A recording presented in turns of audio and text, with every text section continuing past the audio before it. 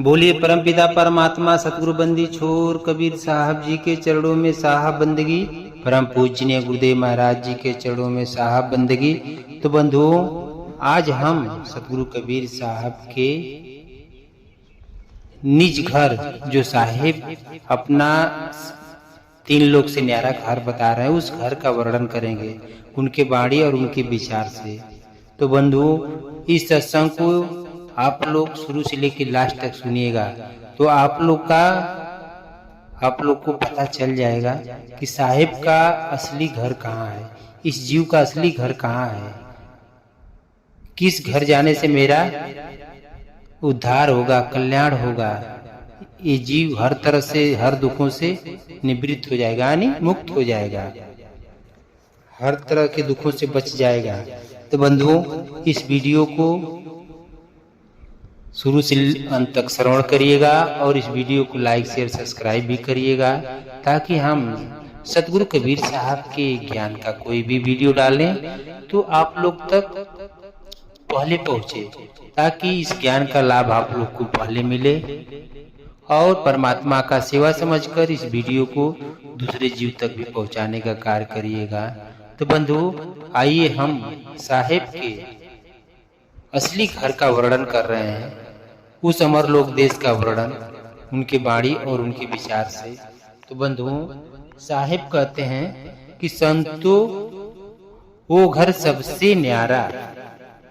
बंधुओं, अपने वाणी में साहिब बोल रहे हैं, साहिब कह रहे हैं कि संतो वह घर सबसे न्यारा जहां पूर्ण पुरुष हमारा। बंधुओं, इस साखी में, इस पद में साहिब कह रहे हैं कि संतो वह घर सबसे न्यारा। हे संतो, हे साधु जनों, जो मेरा घर है इस 3 लोक से न्यारा है, 3 लोक से अलग है,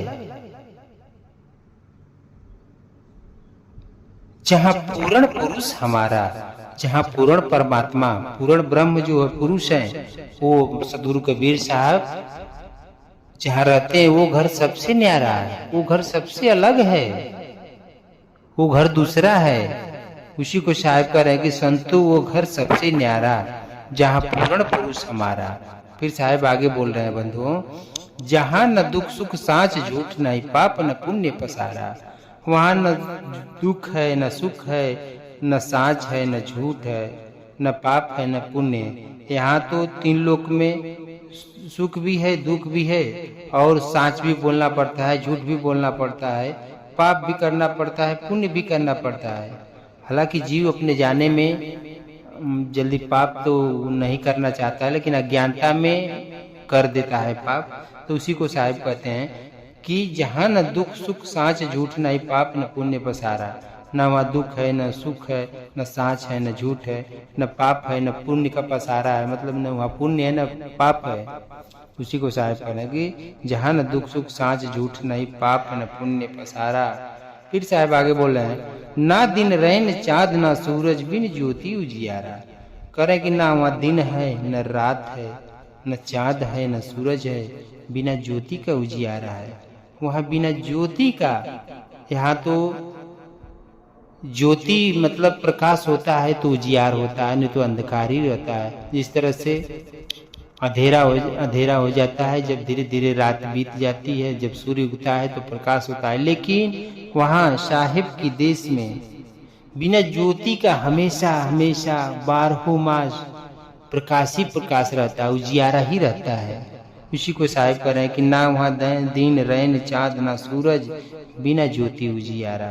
फिर साहिब आगे बता रहे हैं, ना तहाँ ज्ञान ध्यान ना जब तक वेद किताब न बानी। करेंगे यहाँ कि ना वहाँ ज्ञान है, न ध्यान है, न जप है, न तप, ये सब नहीं करना पड़ता है। न वेद पढ़ना पड़ता है, न किताब पढ़ना पड़ता है, न वाणी बोलना पड़ता है। उसी को साहिब कह रहे हैं कि तहाँ ज्ञान ध्यान ना जब तक वेद किताब न बानी। यहाँ तो ज्ञान भी कोई ज्ञान भी करना पड़ता है। जिस तरह से हम कोई कार्य कर रहे हैं तो उसको परखना पड़ता है, ज्ञानमय करना पड़ता है, नहीं तो वो कार्य सही नहीं हो पाता है। फिर हमें परमात्मा का सुमिरन करना है तो ध्यान भी करना पड़ता है, जब भी करना पड़ता है, तब भी करना पड़ता है। वेद पढ़ना पड़ता है, जैसे ग्रंथ पढ़ना है। जब साहिब के वाणी को, चाहे 3 लोग की भक्ति करने वाला भी है, तो वेद पढ़ेगा तभी उनके विचार को जान पाएगा। जो 3 लोक वाला जो परमात्मा मानता है, भगवान मानता है, तो वेद पढ़ेगा तभी वो जान पाएगा उनके विचार को। इसी तरह से किताब भी पढ़ना पड़ता है, किताब पर लिखना पड़ता है, वाणी बोलना पड़ता है, वाणी लिखना पड़ता है। तो उसी बात को साहिब पर है कि ना तहाँ ज्ञान ध्यान ना जब तक वेद किताब न बानी। अब जैसे हम लोग भक्ति कर रहे हैं तो साहिब का ग्रंथ बीजक है, भजनावली है, साखी है, शब्द पढ़ते हैं। साहिब के वेद को पढ़ते हैं तभी न उनके विचार को जान पाते हैं। लेकिन वहाँ अमर लोक देश जाने के बाद ये सब न पढ़ना पड़ता। वहाँ आत्मा हमेशा आत्मस्वरूप में हो जाती है, ज्ञानमय हो जाती है। एक दूसरे के मन को, बात को, अगर सामने वाली आत्मा क्या सोच रही है, अगर थोड़ा भी ध्यान देती है उसकी बातों पर, तो वो सब कुछ जान जाती है। उसी को साहिब कहते हैं ना कि एक हंस के जो चित आई, दूजी हंस मुझ पुन जाई। एक हंस के अंदर जो विचार उठता है, दूसरा हंस थोड़ा सा भी ध्यान देती है तो उनके सारी बातों को समझ जाती है कि सामने वाली आत्मा क्या कहना चाहती है। फिर साहिब आगे कहते हैं, करनी धरनी रहनी गहनी, ये सब यहाँ हैरानी। जिससे करनी है, करनी धरनी रहनी गहनी, यहाँ तो करनी में करना पड़ता है, रहनी धरनी, रहनी गहनी में रहना पड़ता है। और ये सब वहाँ हैरानी, मतलब वहाँ ये सब नहीं है। जो साहिब का सबसे न्यारा घर है, वहाँ सब न धरनी है, न रहनी है, न गहनी में रहना पड़ता है। ये सब वहाँ नहीं है। वहाँ तब सब समाप्त हो जाती है। फिर साहिब आगे बोल रहे हैं, धर न अधर न बाहर भीतर। धर मतलब ये शरीर, उसको धड़ कहते हैं।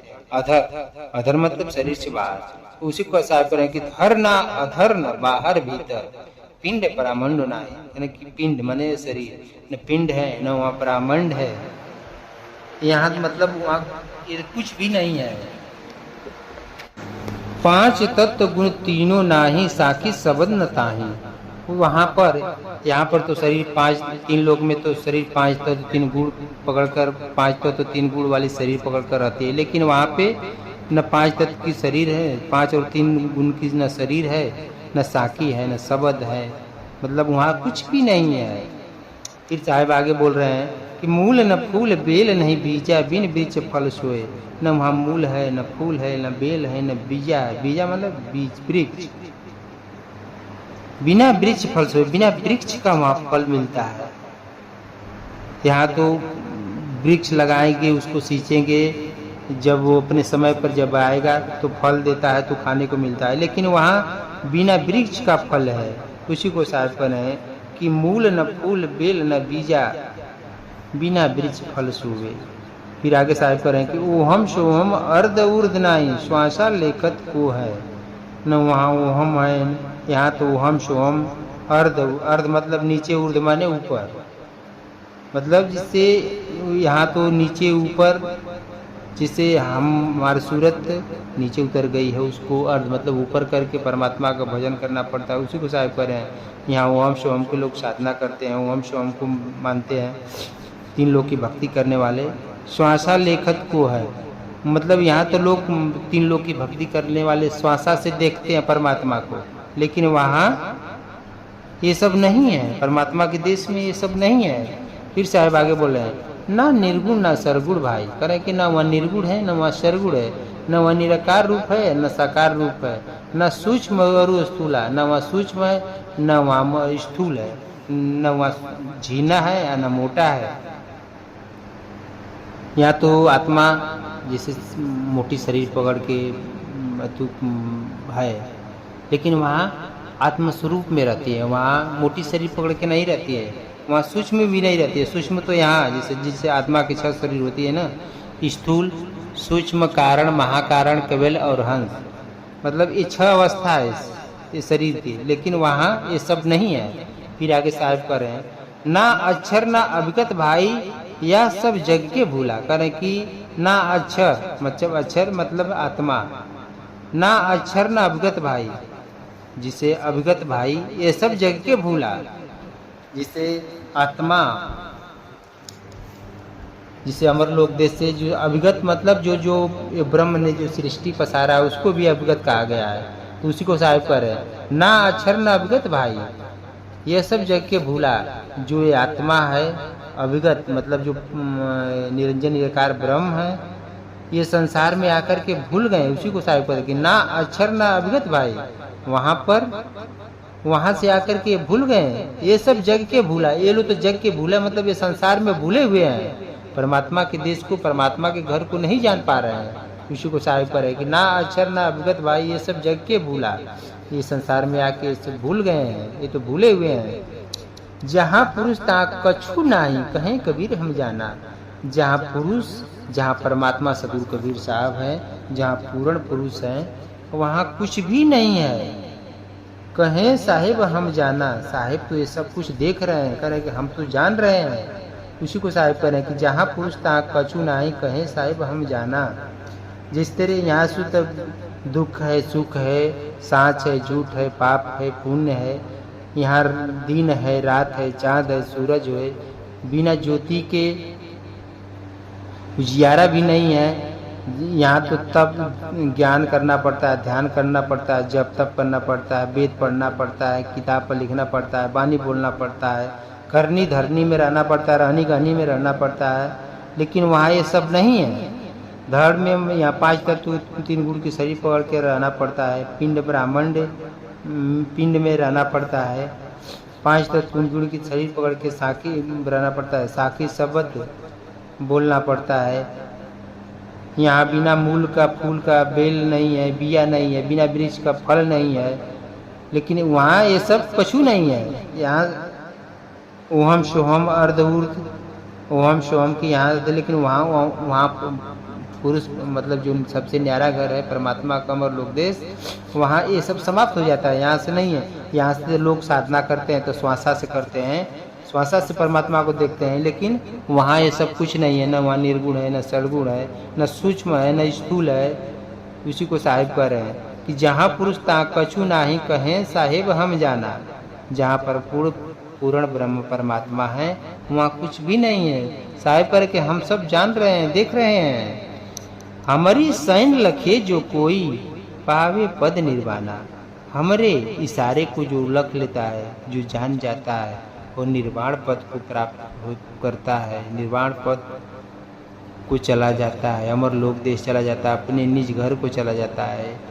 उसी को साहिब करें कि हमारे सैन लखे जो कोई मेरे इशारे को समझ जाता है, लख लेता है, उसको निर्वाण मतलब निर्वाण पद प्राप्त हो जाता है। वो अमर लोक देश चला जाता है, अपने निज घर चला जाता है, उस अमरपुर धाम चला जाता है। बंधुओं, इसीलिए न साहिब कहे हैं कि जब लग बाणी उचरे तब लग काल का फांस। बाणी परे जो शब्द है, बाणी परे मतलब बाणी परे, बाणी में जो परमात्मा सारे शब्द हैं, जो साधना है बाणी से परे हैं। उसी को साहिब कहते हैं। बाणी परे जो शब्द है सो सतगुरु के पास। और इनसे बाणी से साखी शब्द रमैनी मतलब इससे परे जो होता है वही सतगुरु के पास पहुंच पाता है। जो सच्ची साधना करता है, परमात्मा में 24 घंटा लीन रहता है, वही परमात्मा के देश पहुंच पाता है। बंधुओं, उसी को साहिब कह रहे हैं कि हमारे सैन लखे जो कोई पावे पद निर्वाणा। जो मेरे इशारे को, मेरे विचारों को जो समझ जाता है वही निर्वाण पद को प्राप्त करता है, वही अमर लोक देश जाता है। तो बंधुओं, इसी शब्दों के साथ मैं अपनी वाणी को विराम देता हूँ। सर्वव्यापक सर्व पूजनीय परमपिता परमात्मा सदगुरु बंदी छोर कबीर साहब जी के चरणों में साहब बंदगी। परम पूजनीय गुरुदेव महाराज जी के चरणों में साहब बंदगी, साहब बंदगी, साहब बंदगी।